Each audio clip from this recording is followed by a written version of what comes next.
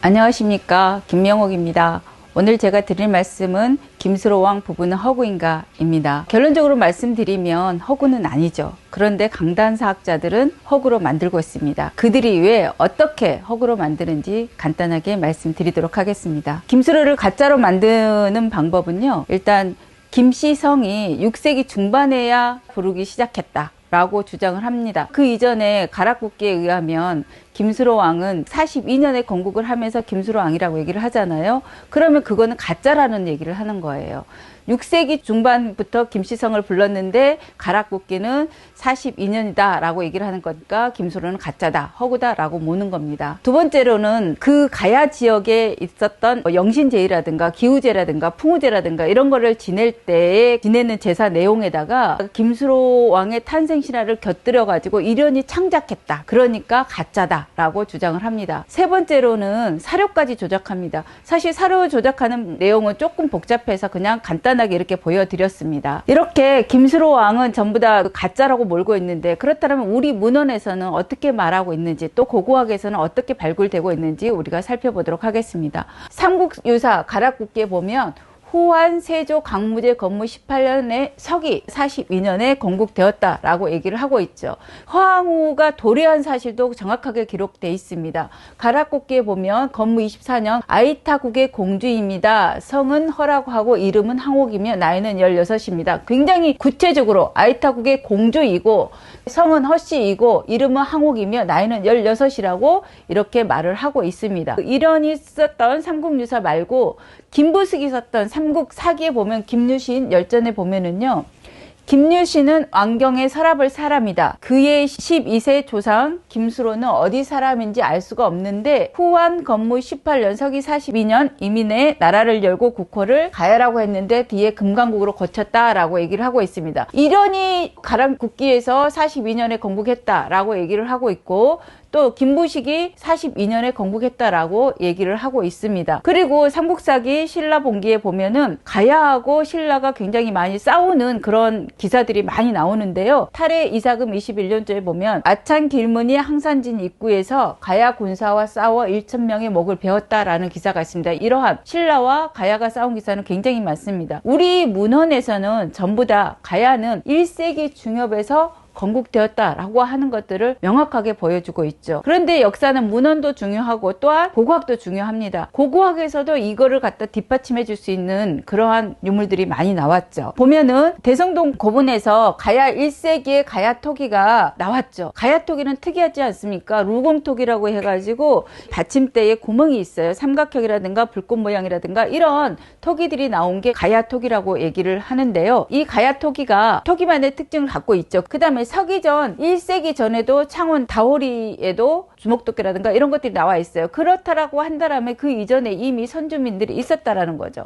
무엇보다도 중요한 거는 바로 김수로 왕릉이 있지 않습니까? 지금 김해감에 있잖아요. 그럼에도 불구하고 이렇게 토기들도 있고 김수로 왕릉도 있는데 가짜로 몰고 있습니다. 근데 이들이 왜 이렇게 가짜로 몰까요? 그 이유는 간단합니다. 왜냐하면 임나는 가야라고 하는 말을 주장하려고 하는 거예요. 임나가 가야다라고 주장하려고 하는 건데요. 우리가 임나는 가야라고 주장을 하려고 하는 건데요. 가야사 전공자인 김태식은 이런 얘기를 하죠. 요컨대 대가야를 중심으로 파악되는 5, 6세기의 가야 연맹을 외에서는 무슨 이후에선가 임나라는 명칭으로 불렀다. 무슨 이유인지는 모르지만 임나는 가야라고 한다는 거예요. 이렇게 주장을 하고 있는데요. 6세기를 좀 기억해 주세요. 이따 말씀드릴 건데요. 왜 그러냐면 이렇게 임나는 가야다 라고 주장을 하는 그 근거는 일본 서기 신공기 49년을 가지고 얘기를 하는 겁니다. 근데 여러분들도 잘 알다시피 일본 서기라고 하는 책은 기년 자체가 맞지 않습니다. 그래서 60년 또는 120년을 끌어올려야만이 맞거나 내려야 그래야만이 맞기 때문에 이런 것들을 갖다가 일본 서기로 근거로 이렇게 주장을 하고 있는데요. 신공기 49년조를 보게 되면은요, 야마토의 신공항우가 369년에 가야를 점령하고 임나일본부를 설치했다라고 하는 거예요. 임나일본부라고 하는 거는 그야말로 식민지 지배 기관이라는 거예요. 그러니까 신공 49년조에 보면은 신라를 쳐들어와서 칠국을 격파했다. 그 칠국이 바로 가야다라고 주장을 하는 거예요. 그리고 그 가야에다가 임나일본부를 설치해서 그 지역을 식민지 지배를 했다라고 하는 게 임나일본부의 실체입니다. 임나일본부, 지금 우리가 문재인 정부에서 가야사 복원운동, 또 가야사를 제대로 바로잡자라고 하는 정책을 썼죠. 가야사 복원운동을 하고 있는데요. 그런데 여기에서 지금 그들이 주장하는 가야사 복원이라고 하는 것은 사실은 임나일본부를 되살리려고 하는 그러한 의도에 의해서 움직이고 있는 거죠. 우리가 지금 가야사를 갖다가 유네스코 세계문화유산인 유네스코에 등재하겠다라고 하죠. 굉장히 즐겁고 좋은 일입니다. 기쁜 일이죠. 그런데 이 가야사를 가지고 유네스코에 등재하려고 하는 게 뭐냐, 바로 임나를 증명하려고 하는 거거든요. 이 사람들이 주로 등재하려고 하는 거는 5, 6세기의 자료인 거예요. 5, 6세기 자료를 가지고 한다라는 거는 바로 아까 말씀드렸던 임나일본부를 설치해서 5, 6세기에 무슨 이유인지 모르지만 임나는 가야다라고 얘기를 했다라고 했잖아요. 그거를 주장하려고 하는 겁니다. 우리가 가야 건국의 1세기부터 굉장히 김수로 왕릉도 있고 굉장히 자료가 많잖아요. 근데 그거 가지고 하지 않습니다. 그걸로 한다라면 우리는 너무너무 기뻐하겠죠. 그래서 정말로 이 사람들이 가야사를 복원하려고 노력하는구나 라고 지지를 할 겁니다. 그런데 아까도 말씀드렸듯이 그것이 아니라 임나일본부를 증명하려고 했던 거죠. 그래서 그들이 말하는 가야사 복원이라고 하지만 사실은 가야사 복원이 아니라 임나를 입증하는 것이다 라고 우리가 이해하면 됩니다. 그래서 이것은 우리가 국가적으로 굉장히 저지를 해야 되고 적극적으로 나서야 되죠. 특히 가락정치내에서는 더 적극적으로 나서야 됩니다. 남원에서 진행되었던 가야사 토론회를 보신 분들도 있으실 겁니다. 그런데 못 보신 분들도 있으실 텐데요. 거기에 이덕일 교수님을 비롯해서 저희 측에 나갔던 선생님이 끝까지 물어봤어요. 토론자한테 가락국기에 보면은 42년에 1세기에 그러니까 가야가 건국됐다고 하는데 그 가야가 건국된 거를 사실로 인정하느냐? 라고 물어보니까 전혀 다른 말로 계속해서 회피를 하고 있죠. 김수로를 인정하느냐, 회피하고 있죠. 가짜라고 하는 거예요. 허구라고 주장을 하는 겁니다. 그런데 이렇게 허구라고 주장하는 것들은 일제 식민사학자들이 일제 강점기 때 만들어서 주장하는 식민지 지배 이데올로기거든요. 그런데 지금의 강단사학자들이 그대로 일제 식민사학자들의 주장을 그대로 쫓고 있는 거예요. 그래서 우리는 지금 이들의 주장대로 한다라면 김수로왕 부부가 가짜라는 거잖아요. 그럼 가락정치내 김해 김씨, 또 김해 허씨, 양촌 허씨 등 선조가 모두 다 허구인 거예요. 그러면은 여러분들의 가락정치내가 허구인 거잖아요. 그러니까 가락정치내를 농락하는 일입니다, 이거는. 그러니까 가야사를 바로 잡는다는 거는 가락정치내의 선조를 제대로 알리는 일이기도 하다라는 말씀을 드립니다. 그래서 여러분들이 좀 더 적극적으로 가야사 바로잡기 운동에 좀 참여를 하셔가지고 가락국기, 우리 가락정치내의 일을 좀 제대로 세우는 일을 했으면 좋겠다라는 말씀을 드립니다. 감사합니다. 안녕하세요. 저는 김수지라고 합니다. 오늘 방송을 시청하시는 분들께 전달해 드릴 내용은 분국설 핵심 정리입니다. 아시다시피 북한학자 김석형 조이승 선생님께서 한반도에서 일본 열도로 수많은 주민들이 이주를 해서 거기에 고대 국가들을, 소국들, 분국들을 많이 있었던 역사가 있었다. 이거에 대해서 주장을 하시는 책을 내시기도 하셨고, 그게 남한학자들, 일본 제국주의 학자들이 주장해온 임나일본부설을 가장 논리적으로 반박하는 우수한 학설이기 때문에 여러분들이 분국설의 핵심적인 내용을 정확히 알고 계시는 게 좋으실 것 같아서 정리를 해서 소개해 드리려고 합니다. 먼저 지도를 기억을 하시는 게 좋은데요. 여기가 기비 지역이고 여기가 기내 지역입니다. 여기가 큐슈고 여기가 이토지마 반도예요. 이쪽 김해 부산 지역에서 스시마를 건너서 이끼섬을 건너서 이토지마 반도로 오는 게 최단거리 코스입니다. 이 지도를 잘 기억을 하시고, 분국설에서 김석형 조이승 선생님이 주장하는 주요 지역은 여기 기비 지역입니다. 먼저 정확히 알아두실 것은 이 기비 지역을 지도를 이해를 하시는데 비젠, 빗주, 빙고 이렇게 세 가지 지역으로 나누는데요. 비젠은 여기 기내 지역을 중심으로 가까이 앞에 있는 걸 비전, 그 다음에 가운데 중자 써서 빗주, 뒤에를 빙고라고 합니다. 그래서 기비지역 오카야마현 빗주 지역에 임나를 비롯한 한반도 고대 국가의 소국들이 있었다라는 주장이 분국설의 핵심 주장인데요. 여기서 기억하셔야 될 것은 이 분국설의 핵심 주장은 4세기부터 7세기까지 기내 지역 야마토 외는 이 서일본 열도 전체를 통일하지 못했다라는 게 핵심입니다. 그리고 4세기부터 7세기까지는 일본에서 고분 시대라고 합니다. 3세기 중엽이나 7세기 또는 6세기 중엽까지라고도 하는데 어쨌든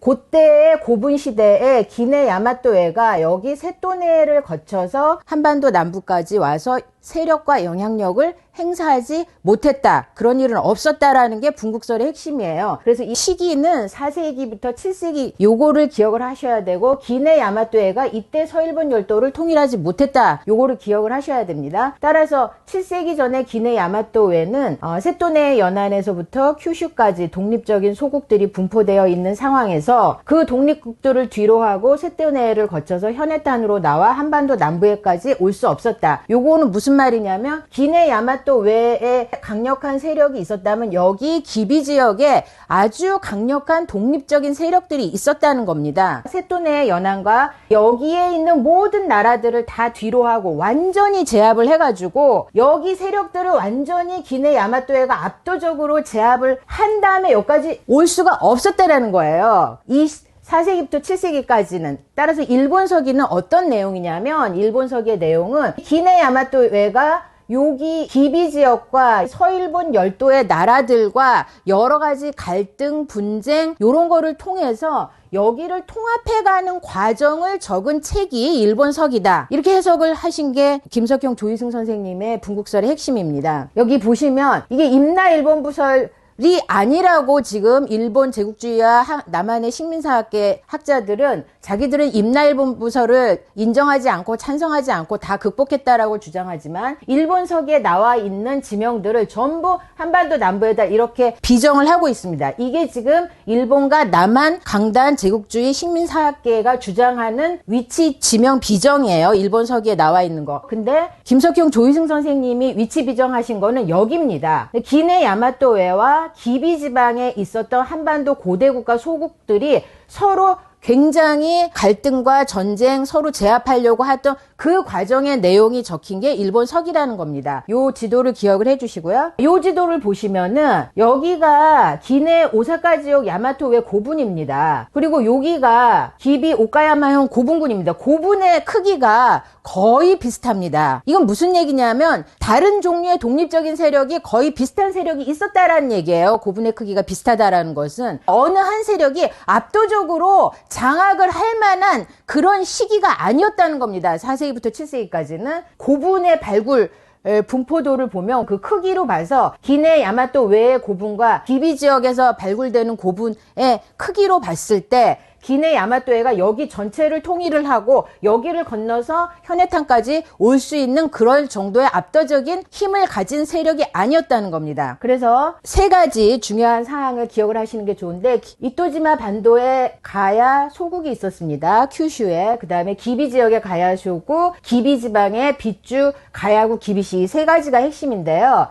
큐슈 아까 말씀드린 큐슈에 있는 이토지마 반도에서 발견되는 가야계통 지명, 조선식 산성, 묘제가 있습니다. 수케사키 고분과 로우지 고분 등이 나오고 가야식 살림집이 나오고 새로운 농기구와 공구 이런 다 가야하고 똑같은 게 나옵니다. 그리고 이토지마 반도에 있는 가야 소국을 왜 기억을 하셔야 되냐면 김석형 조희승 선생님이 주장하신 것은 광개토 태양릉 비문에 나오는 외 있죠. 삼국사기에 나오는 신라를 괴롭혔던 외는 이토지마 반도에 있는 가야계통 소국이라는 겁니다. 그 가야계통 소국이 한반도 남부로 자꾸 왔었다라는 얘기고 광개토 대왕릉의 비문에 나오는 한반도까지 왔던 그 외는 기내 지역이 아니라 이토지마 반도에 있었던 가야 소국입니다. 그러니까 한반도 남부에서 이토지마 반도로 건너갔던 가야 계통 소국들이 외 땅에 있기 때문에 외라고 했다라는 거죠. 그 가야 계통 소국 외가 광개토 태왕릉 비문에 나오는 그 외라는 겁니다. 이거를 기억하시면은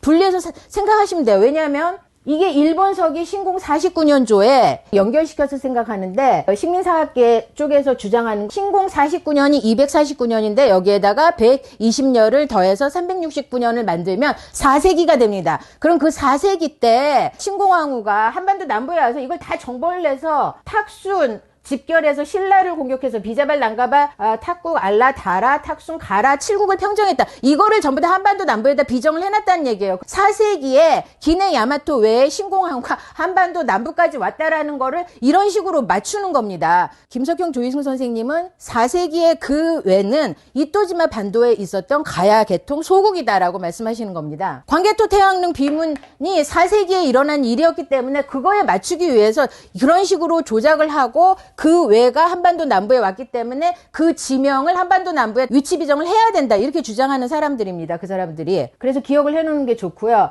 이 조선식 산성 이토지마 반도에 있는 조선식 산성이고요. 광개토 대왕 비문에 나오는 거요.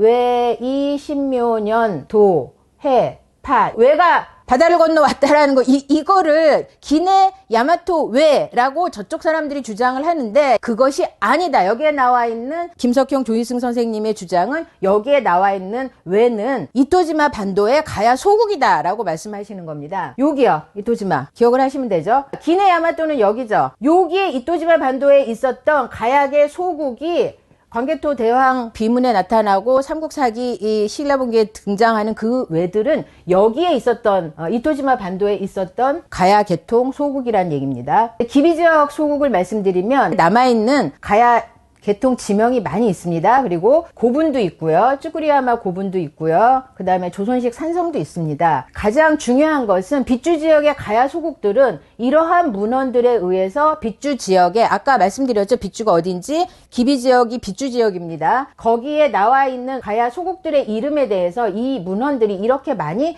표시를 해놓고 있는데 여러분들이 이거를 보면은 이게 가야, 이거 우리말로는 하야죠. 그렇지만 일본어로 읽으면 가야입니다. 이게 하양인데 일본어로는 가야라고 읽고요. 향옥인데 일본어로는 가야로 읽고 하옥인데 일본어로는 가야, 문옥인데 일본어로 이거 다 가야라고 읽습니다. 이러한 문헌들의 전부 다 가야 개통 지명들 가야라고 다 읽고 있고요. 이것이 645년에 국군제도를 실시하면서 가야국을 가야군이 됐다는 겁니다. 이 문헌에 나와 있어요. 국적 기비지역에 남아있는 기노조 산성입니다. 축성 방식이 전형적인 조선식 산성이고요. 이토지마 반도에 있는 라이 산성의 성벽도 역시 조선식 산성입니다. 근데 이제 이 사람들은 이거를 백제가 멸망한 이후에 7세기 이후에 축조된 거다 이런 식으로 주장을 하고 있어요. 아닙니다. 이거는 여러 세기에 걸쳐서 축조된 겁니다. 이미 오래전에 가야 개통 주민들이 먼저 이주를 가서 여기에다 이렇게 산성을 만들어 놓은 거라고 보시면 됩니다. 이거를 뭐 백제가 멸망한 이후에 백제 유민들이 가서 축소를 해서 7세기 이후다라고 그 사람들이 주장하고 있지만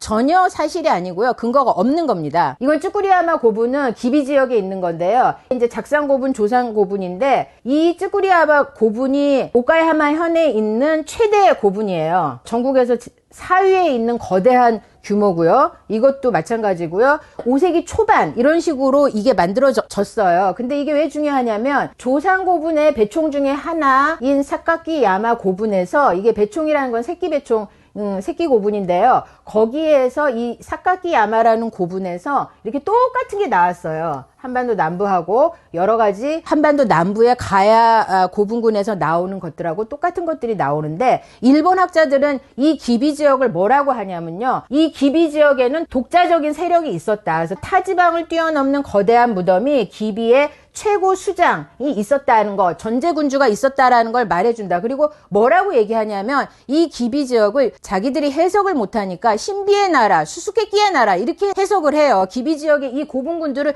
누가 세웠는지 모르겠다라는 겁니다. 근데 김석형 조희승 선생님은 그건 조선반도에서 넘어간 사람들이 만든 거다. 그 고분은 그렇게 주장하시는 거죠. 저는 그 주장이 굉장히 논리적이라고 생각합니다. 그 다음에 기비 지방 빗주 가야국에 있는 게 왜 이 지역을 중요하게 일본 서기에 나오는 지역이라고 또 주장을 하신 근거가 뭐냐면 일본 서기의 임나관계 기사는 크게 웅략기, 개체기, 흠명기 이렇게 나눌 수 있는데 여기에 등장하는 인물들 40-50명 중에 대부분이 기비씨예요. 성이. 옛날에는 그 지역 이름이 그 사람의 기비씨니까 기비 지방에 사는 귀족을 기비씨라고 한 거예요. 근데 그 기비 지역이 645년 국군제도가 실시되기 전에는 거기가 가야국이었다는 거예요. 그래서 가야국이 바로 그 자리가 기비 지방이고 기비 지방 출신들을 다 기비씨라고 했는데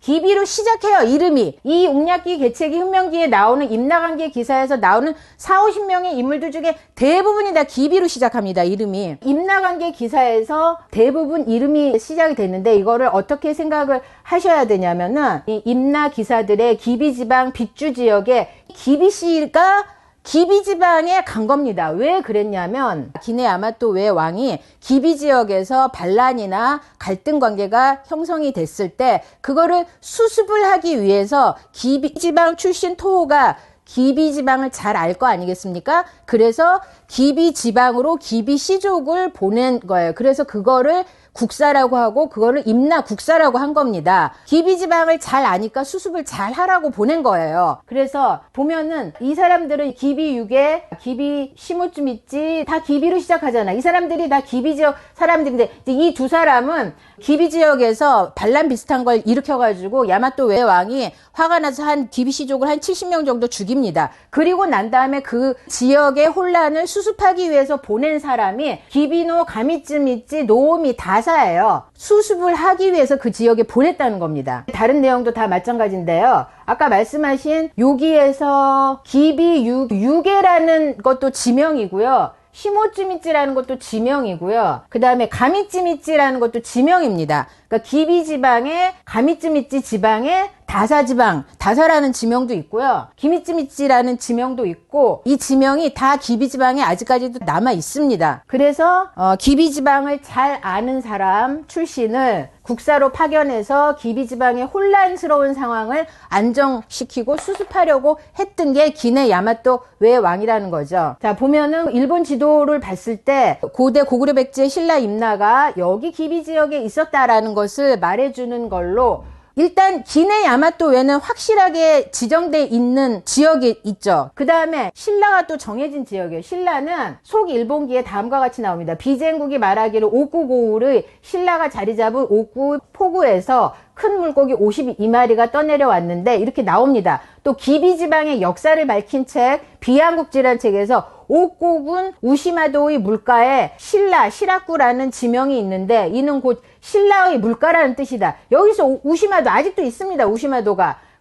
옥구가 있어요. 그럼 이쪽이 기내죠. 여기가 신라죠. 신라하고 기네 야마토에하고 위치가 불변으로 정해진 겁니다. 그러면 최초로 임나의 위치를 언급한 게 수인천왕 2년조, 숭신조 65년 최초로 나오는 거죠. 임나국의 소나갈지지가 이제 기네 야마토 외로 조공을 갔다가 자기 나라로 돌아가는 길에 이제 그런 얘기를 하면서 임나는 축자국에서 2000열이 떨어 있고 북쪽은 바다로 막혀 있고 계림의 서남쪽에 있다. 이렇게 위치에 대해서 얘기를 하는데 그러니까 이걸로 우리가 위치를 짐작을 하면 기네 야마토 외가 있고 신라가 있고 그 다음에 임나가 있는 거예요. 그래서 소나갈지지가 자기 집으로 임나를 가는데 중간에 신라가 끼어들어서 소나갈지지의 물건을 뺏어갔다라는 거죠. 그로부터 신라와 가야가 사이가 안 좋아졌다. 이런 내용이 나오는 거죠. 아까 기네 야마토 외하고 신라는 옥구군에 있다라고 했으니까 그러면 소나갈지지가 여기서 이렇게 지나가다가 여기 이게 오카야마 현의 고지도인데 여기가 고지마 호수인데요. 지금 현재는 고지마 호수가 이렇게 조금밖에 안 돼 있지만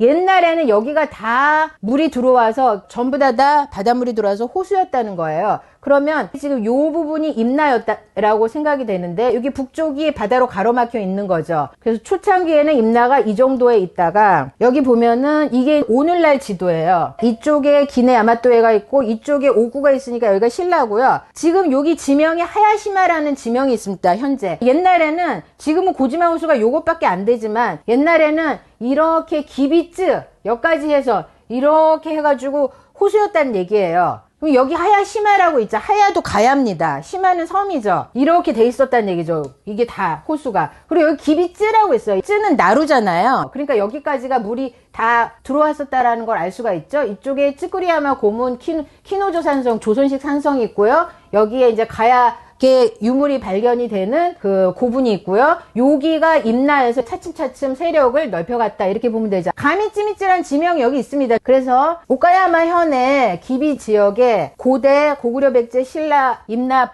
그런 분국 소국이 있었다라는 거를 지도로 그려보면 대략 이렇게 되고 임나가 이 지역쯤에 있다가 이만큼 세력을 넓혀갔을 것이다 라고 보면 될 것 같습니다.